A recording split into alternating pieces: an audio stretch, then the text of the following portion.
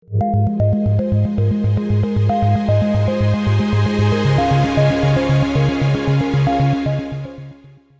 we'll be talking about the international dynamics of hydrogen. In the international context, energy has always been a key issue due to national interests and security. The interplay between exporting and importing fossil fuels heavily influences the political and economic relationships between countries. Meanwhile, the reality of climate change is forcing the international community to explore cleaner, more sustainable forms of energy, which may lead to a reshuffling of traditional energy partnerships and impact international trade relations. All of this could bring about new structures of cooperation and competition. When it comes to green hydrogen, how will countries respond to and capitalize on this reconfiguration of international energy relations? As with our other sessions, ladies and gentlemen, we'll use our virtual platform to engage with you, our audience members, and we'll also have a chance to pose some of your questions to our panel. We have 2 rounds of discussion, which will be on the Great Hydrogen Shift, redrawing the international energy landscape, and hydrogen as a source of national security. And now to our very distinguished panelists. I'll keep introductions here brief so that we have as much time as possible to chat with one another. And to our speakers, when we get there, please be sure to keep your remarks to 2 minutes or under.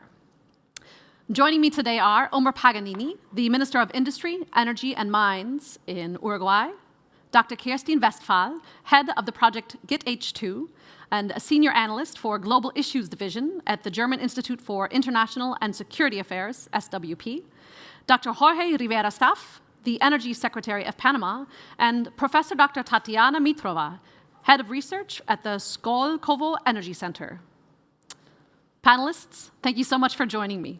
We'll also have a pre-recorded video statement later in the program from Ina Marie ERIKSEN SØREIDE, the Minister of Foreign Affairs for Norway.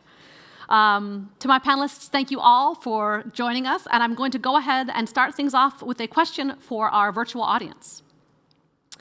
Do you think a shift to a hydrogen-based economy will lead to A, reconfiguration and diversification of the existing energy landscape in favor of new, smaller state players?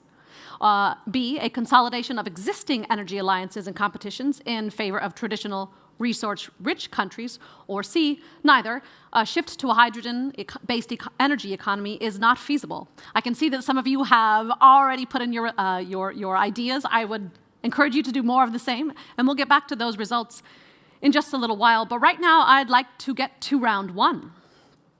So for my panelists, can a future hydrogen economy disrupt the hegemony of resource-rich states and democratize the energy landscape? And if so, how? Dr. WESTPHAL, I'd like to ask you to respond first. Thank you very much, Jennifer. Good to be here. I think, yes, if we talk about the hegemony, what is at stake, of course, the lead markets right now are the oil markets, and there we've seen in the past years the big 3, the US, Saudi Arabia, and Russia. And of course, this structure will change tremendously.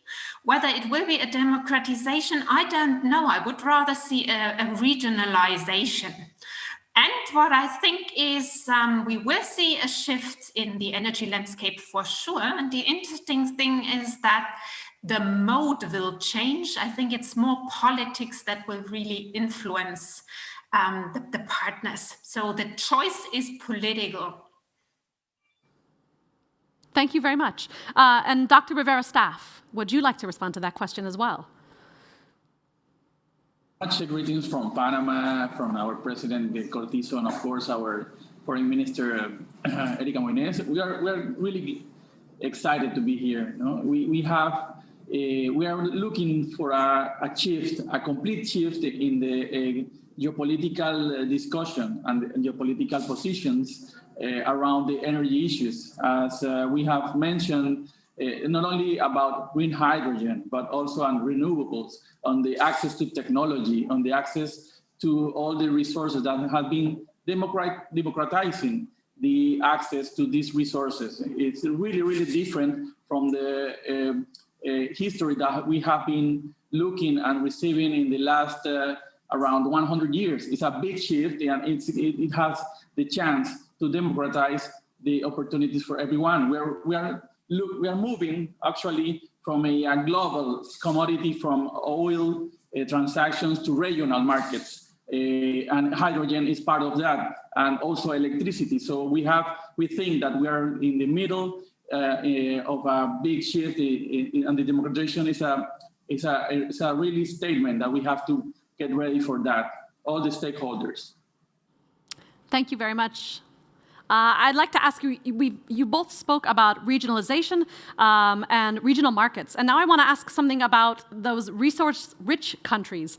How do you think they're going to react to the changes in order to safeguard their status as energy exporters of the future? Dr. MITROVA.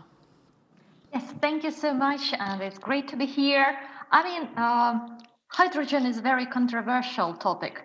Because indeed, on one hand, as the destination, as the final destination, we can expect that with different colors of hydrogen, there might be stronger competition and more democratization.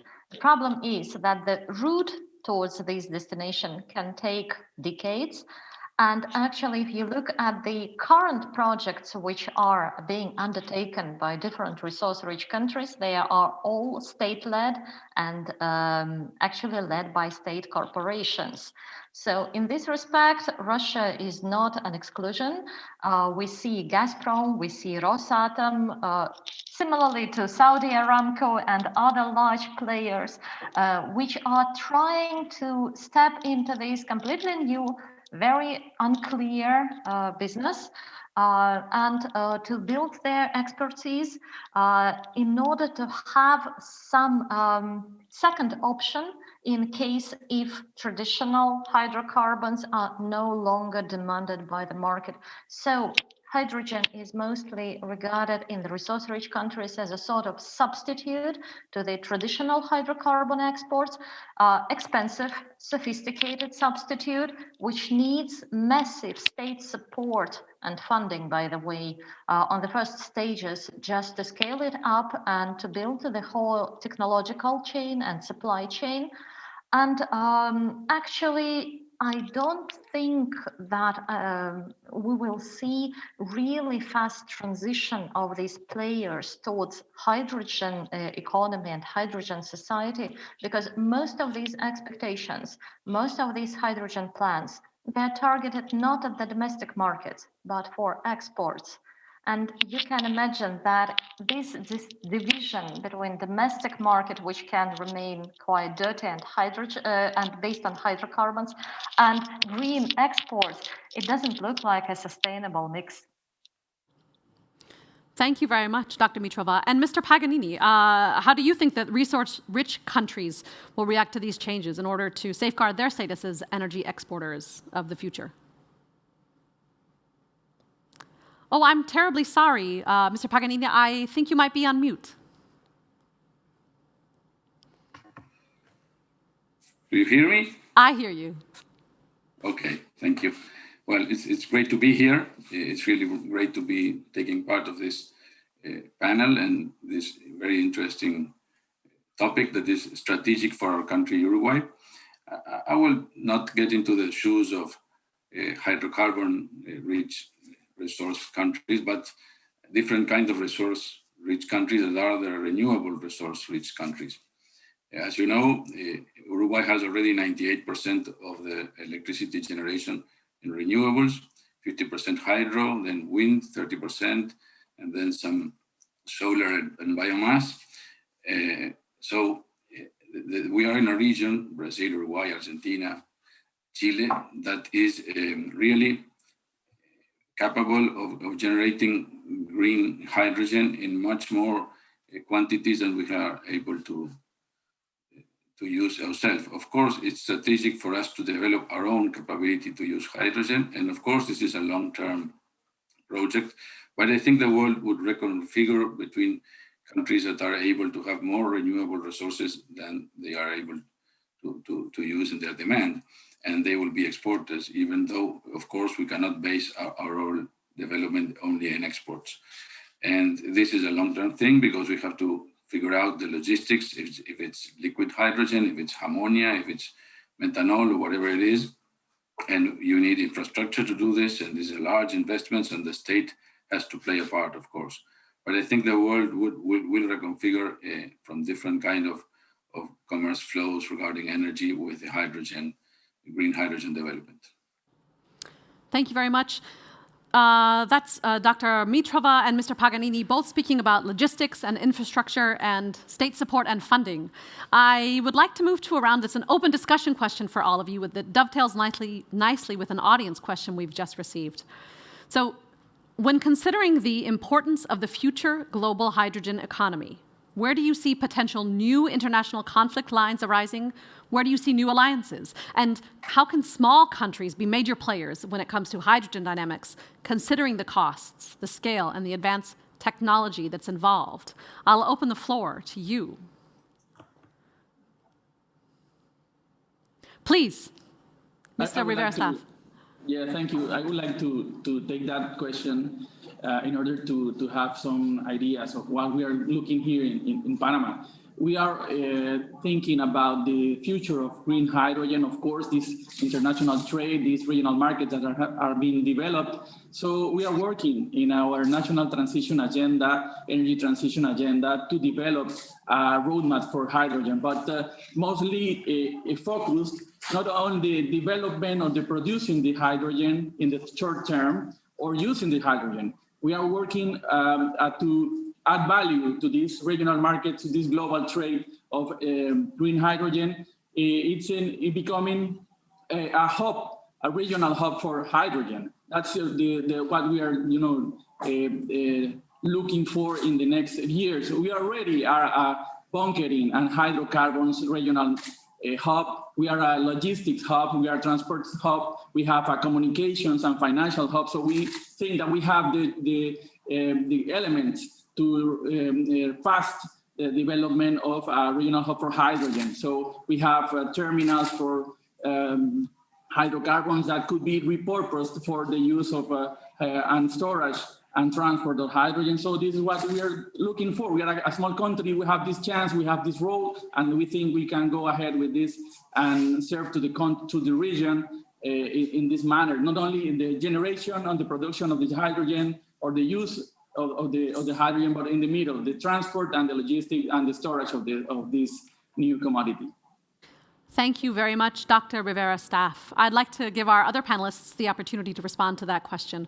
We're looking at the potential new international conflict lines and alliances, and how do we get small countries to be a part of these? If I may. Please, Mr. Paganini. From the South, we see ourselves as a supplier, a producer of hydrogen, green hydrogen in the future, because we are equidistant from main demanding points, that is Europe and Asia Pacific.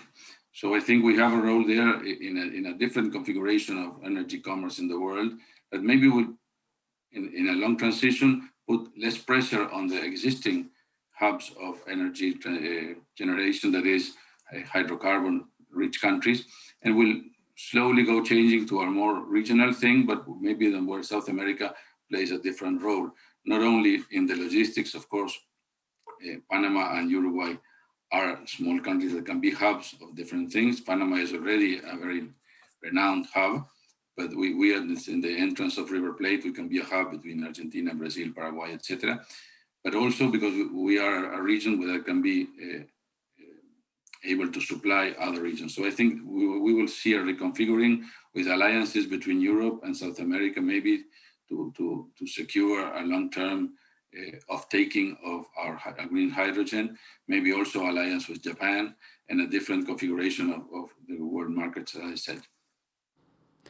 In just a moment, I'd like to check in with our Slido results, but I wanted to make sure, Dr. WESTPHAL, did you have, I think I saw you raise your hand. Yes, please.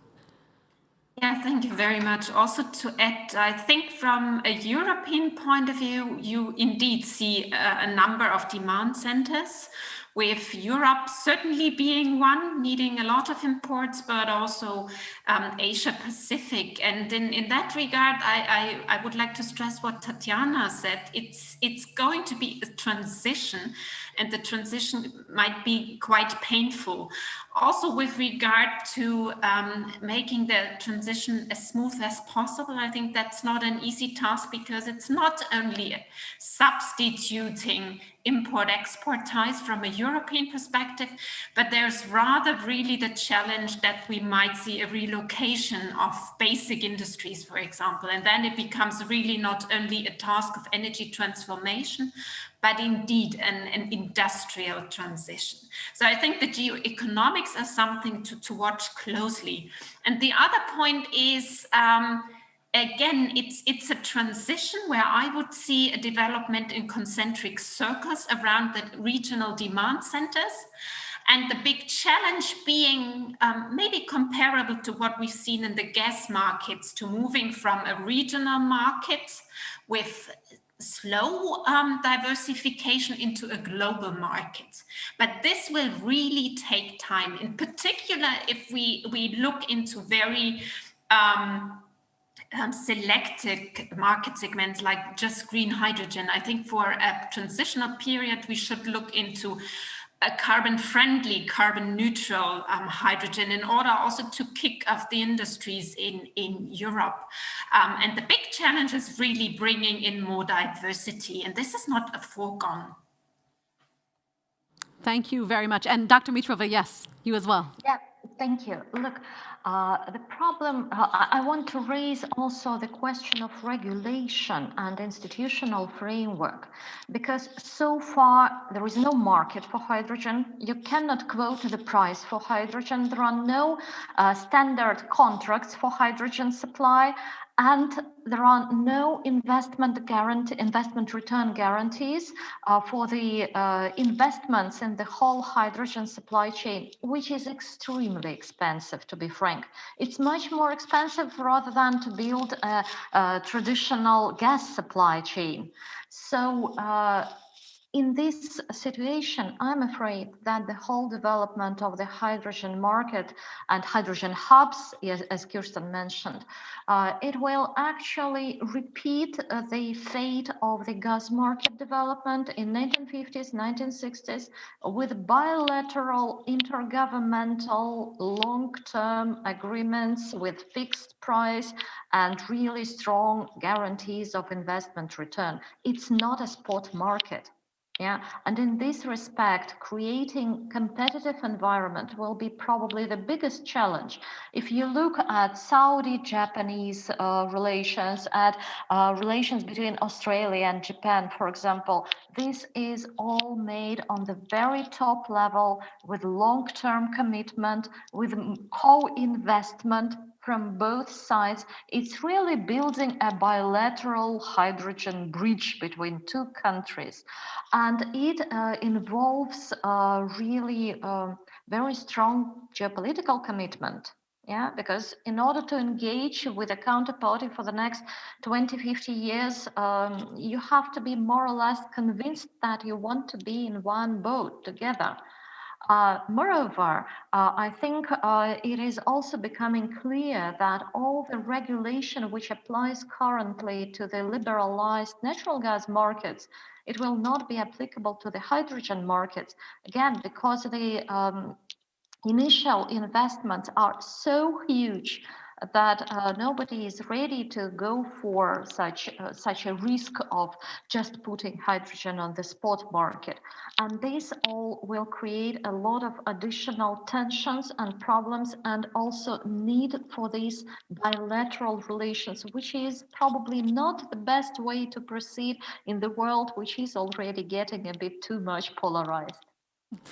Thank you so much, Dr. Mitrova. We're going to look at those hydrogen markets in just a second, but first I would like to look at the results of our audience poll.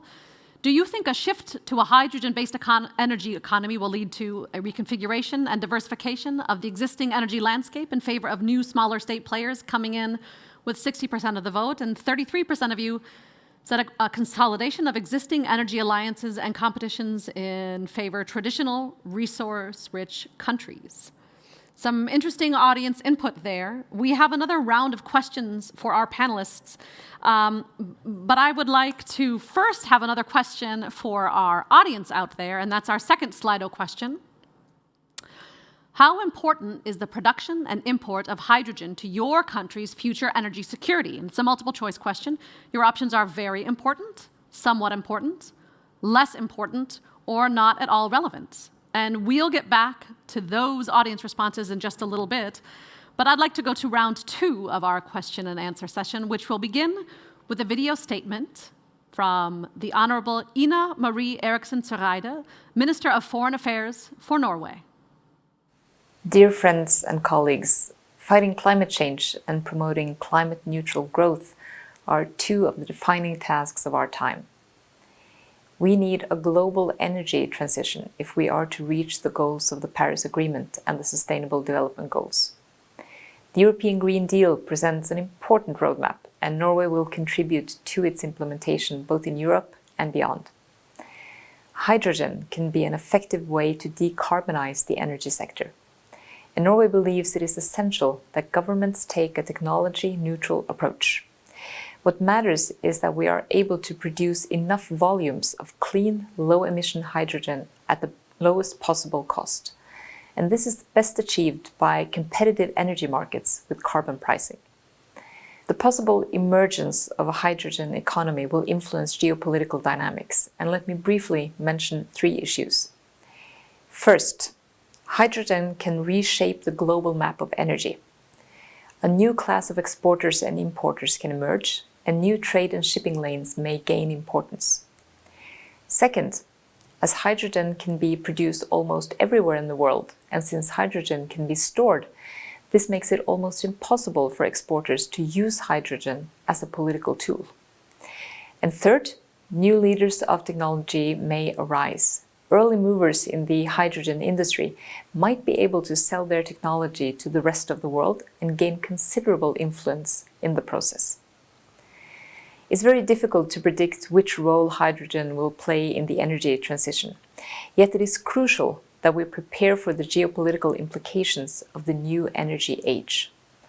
The global energy transition requires extensive global cooperation, investment and innovation, and sometimes tough political choices. The Berlin Energy Transition Dialogue allows policymakers, industry leaders, and civil society to share ideas so that we make informed and forward-looking choices. That's the only way we can move towards climate neutrality in a safe, affordable, and environmentally friendly way. Thank you. Thank you very much to you, Minister Eriksen SØREIDE of Norway. And now we're going to look at some of those geopolitical issues in this next section. Hydrogen is a source of national security. I'd like to direct my next question first to Dr. RIVERA staff and then to Mr. Paganini. What role does hydrogen play in national security, both from the perspective of an energy importer and from that of an energy exporter? Dr. RIVERA staff? Thank you very much. That's a key issue and a key question. We have to look, we have to separate the short, the mid, and the long-term issues that we are dealing with the hydrogen. As we have been talking in this panel, we have a lot of lessons to learn from the development the past years from natural gas consolidation of markets. We have a lot to learn to that. And of course, we have a huge difference between that process and the process that we are looking right now. It's the climate change commitment to fight against this kind of challenge that we have ahead. So security and national security for our energy development, energy procurement, energy production, of course, it has to play a role because we have the chance, little countries like Panama, that are net importers of oil and hydrocarbons, to change that, to have this transition. And of course, as I mentioned, we are looking in the short term to develop a hub of regional markets in the Americas and maybe related with Asia and Europe for hydrogen produced here and to the export. But of course, we have a roadmap for that in the midterm to become a producer of a green hydrogen coming from renewables. But of course, we are the thing that we have set it. We have the objectives, we have set the goals, for that, and we have the discussions, the dialogue, like the one we are having right now, in order to develop the best way, according, of course, to this climate change fight. We have everything, everybody on board. Thank you very much, Dr. Rivera staff of Panama. I'd like to ask the same question now of Mr. Paganini in Uruguay. What role does hydrogen play in national security? Mr. Paganini, I think you might be on mute. I'll try not to be boring because the situation of Uruguay and Panama is quite similar. We are also net oil importers for a very long time. We don't have our own resources. We had a big issue in electricity regarding imports from Argentina or from even farther away, and we changed that with a big investment in wind power and solar power. So now we are going forward to try to decarbonize transportation, and there we have two vectors: the hydrogen for long-term and for cargo, and for urban battery electricity or battery electric vehicles. So that's our goal, to be independent from energy oil in a medium term, and that is good for us and for our national security. Also, we want to play a role regarding the capability of producing energy, and also going through the learning curve of the technology, that we can be leaders in the South of America. In that sense, we have our roadmap in construction, in dialogue with the civil society and with industry and with the government. We are in that process now, and we will start a pilot project in Montevideo, Uruguay this year, where there will be a private-public project with public investment, but also with the building of private consortium that can carry on the project and also turn it into a profitable business model for transportation, and maybe for also green fertilizing, because we are conscious that we cannot only aim at exports in the long term. In the short term, we have to aim at the uses of hydrogen in our country. Of course, this is complementary with other transformations, such as I said, the electric vehicle thing, and this, we see it as a step forward in national security and in independence, and also a strengthening of our role in the region, a region that has been volatile in financial issues, and also is quite asymmetric in energy resources. So we want to play a part there too. Thank you. Thank you very much, Minister Paganini. My next question will be for Dr. WESTPHAL and Dr. MITROVA, and I'll ask you to speak, of course, on the perspective from your respective countries of Germany and Russia. What conditions for the export or import of hydrogen would best serve your respective countries' national interests? Dr. WESTPHAL. This is it's a very difficult question, because indeed we have to think about different time frames, as it has been said by the Minister of Panama. And I think in short term, it is really an issue to work on a smooth transition, which of course also brings in the traditional suppliers of oil and gas, and to work with them on a smooth transition, because we have there really a lot of potential conflicts looming. I also think, given the fact that really it's an issue of long-term ties of building up hydrogen import-export ties, it's really building a geopolitical bridge, as Tatiana MITROVA said. I have really a favor for looking first into countries that have a similar or harmonized regulatory framework, where we share certain standards and norms. So I would really see the European neighborhood of something to move on and move forward, also with the European Energy Community, for example, with the European Economic Area, like Norway, where we have common ties, common infrastructure, but also, as I said, shared norms. But then, of course, it's also an issue of a flexible geometry to work with countries that are first movers, that are important to work on this governance issue. Like, for example, partners in South America or Australia. But I think it's really an issue of a flexible geometry. Thank you very much, Dr. WESTPHAL. And Dr. Mitrova, what conditions for the export or import of hydrogen would best serve your country's national interests? I think it can work, it can really become something considerably large only if there will be quite an intensive international cooperation. I mean, these hydrogen export projects, they cannot be realized by any single country or any single company alone, simply because they are very capital and technology intensive.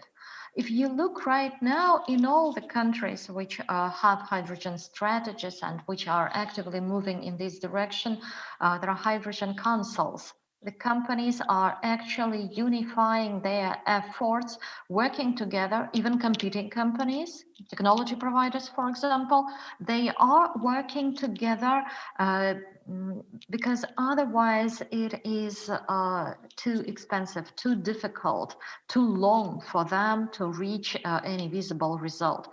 And so I completely agree with Kirsten that in this respect, creating a sort of pan-European cooperation and some network would be really beneficial for everybody, not just to duplicate these efforts, R&D expenditures, and everything else.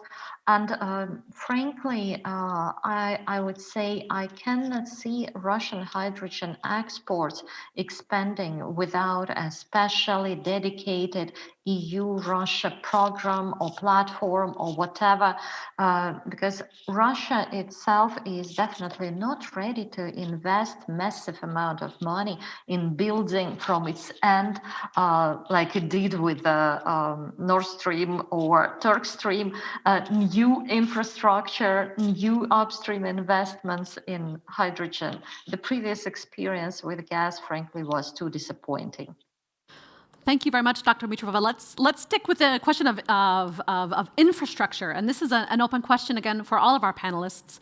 So what role does the existing energy infrastructure for production, for transportation, and for distribution play in any country's ability to build and operate a viable hydrogen economy? Which of you would like to address that first? Dr. WESTPHAL, I'd love to call on you first. I think it's both. It's a legacy, but it's also, of course, an asset. And then it depends whether we are talking about electricity grids. Electric grids might be very important for certain locations for water electrolysis. And here the point is really that this is also a constraining factor in Europe, why we will have to look into a lot of experts, because we have constraints both on, I would say, social acceptance, but also on, the country, where we cannot build extensively solar and wind power. And so that's the point on the electric grids, but also, of course, the gas grid can be an asset. Also international pipelines, of course, and this is why I think it's very important to look into the relationship with the traditional suppliers, because I would also think that in terms of climate policies, it's really important to co-opt the old traditional fossil fuel suppliers, and we also expect a geopolitical dividend from that. If we work with Russia, if we work with Algeria, for example. So that's really a point where we can use infrastructure. But I think we will also see a decommissioning of gas pipelines as well. Thank you, Dr. WESTPHAL. I think I saw you raise your hand, Dr. RIVERA staff. Would you like to also address that question? Please, the floor is yours. Thank you. Actually, that's one of the things that we're looking in the construction and development of our roadmap for hydrogen. As I mentioned, we already have a logistics hub for hydrocarbons here in Panama, related to the Panama Canal activities. So we are looking for that. We have been looking about the thing of the issue of stranded assets in the midterm of this hydrocarbon, oil and natural gas infrastructure. So we have the chance to repurpose all this infrastructure to the use and to add value to the hydrogen value chain. So in that issue, but also we have the as you mentioned, the electricity grids and the renewable capacity that we have in our country, how to that infrastructure related to the electric grid is going to be related also and dedicated to the hydrogen production for an instant. Dr. Rivera staff, I want to check now with our two other panelists and see if they would like to respond to that question. Dr. Mitrova, would you like to? Please. Yes, with great pleasure. Infrastructure is always the bottleneck, the constraint for any market development, because it is implying massive upfront investments, and it is also linking the partners. Even LNG infrastructure with natural gas, it means that there should be co-investors, that there should be some partnership and consortium created in order to move ahead. And so in this respect, this hydrogen infrastructure, I think it will be not an easy task to create it from scratch. Of course, there are lots of ideas how to use the existing natural gas infrastructure, gas pipelines, but anyway, there should be some additional investments, additional insulation, and different compressors. So lots of technological issues which should be fixed before we can really switch the existing pipelines to hydrogen pipelines. When it comes to the green hydrogen, which in many cases doesn't have any connection with the natural gas infrastructure, then it's even more challenging question because it is located in the different areas. There is this geographical gap between them. And so, and there is no expertise actually within electricity generating companies on how to work with the gases, which is quite a different business. So, again, I think there could be some overlap, there could be some utilization of the existing capacities. What we cannot count on that as the main road.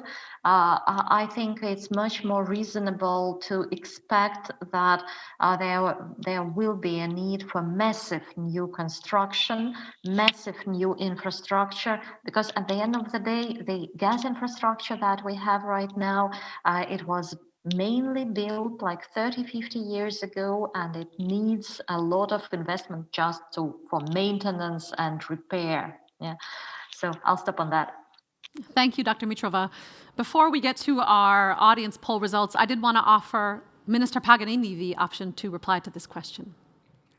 Yes, very shortly, we agree that infrastructure is one of the key issues in the new value chain. Very important. Oops. Do you hear me? I do hear yes. you. Because, okay, very important for development, and it's mainly a new infrastructure. Ports, pipes, ships, it's huge investments.